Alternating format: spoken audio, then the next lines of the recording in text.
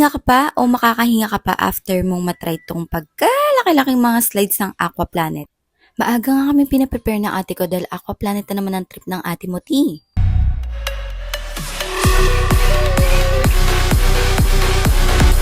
After nga ng nakakapagod na biyahe, mabalakat to mabalakat. And dito na nga rin kami dumiretso, pinapila na rin kami agad para dito sa briefing area nila. And dito na rin nagbayad ng ticket si ate.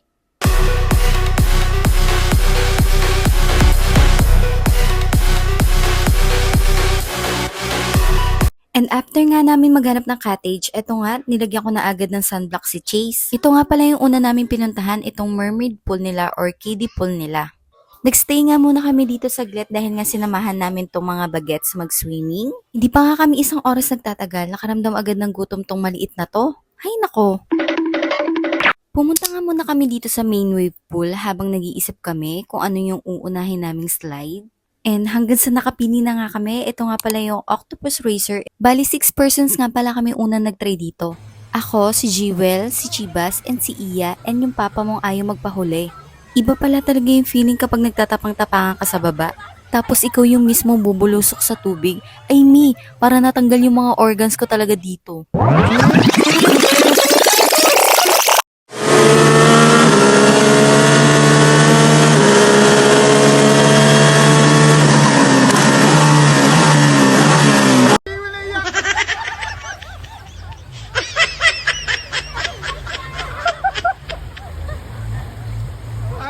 One more pa, one more.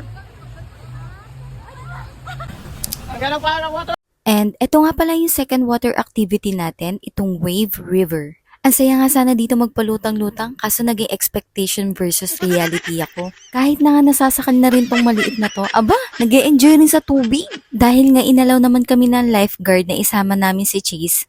At ayan, nagsiksikan nga kami sa isang salbabida. Nagpahila-hila na nga lang ako kay Chivas B para lang matapos na.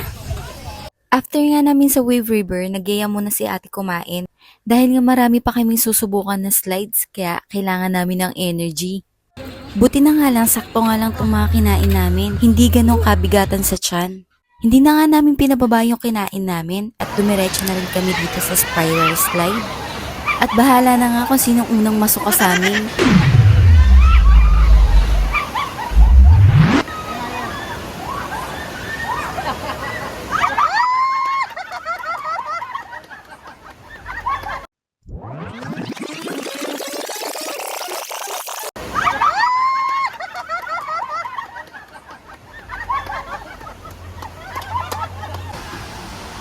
Ayan na.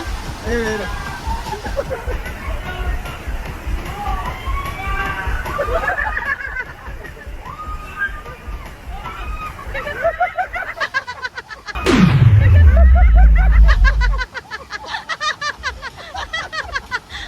And dito naman tayo sa tinatawag nilang Super Bowl. Ito pala yung pakiramdam ng jerks bag kapag pina-flash ka.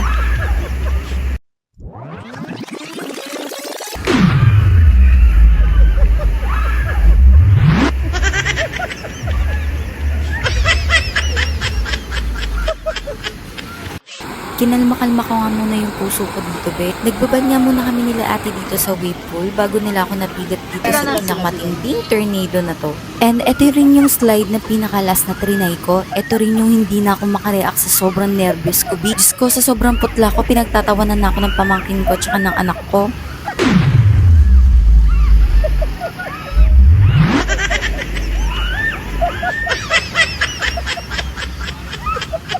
Live na nga talaga ako dito kay Iya dahil wala ngang inurungang slides tong bata na to. And saktong 3 PM naman nakatulog na si Chase kaya sinamantala ko na mag-swimming dito sa wave pool nila.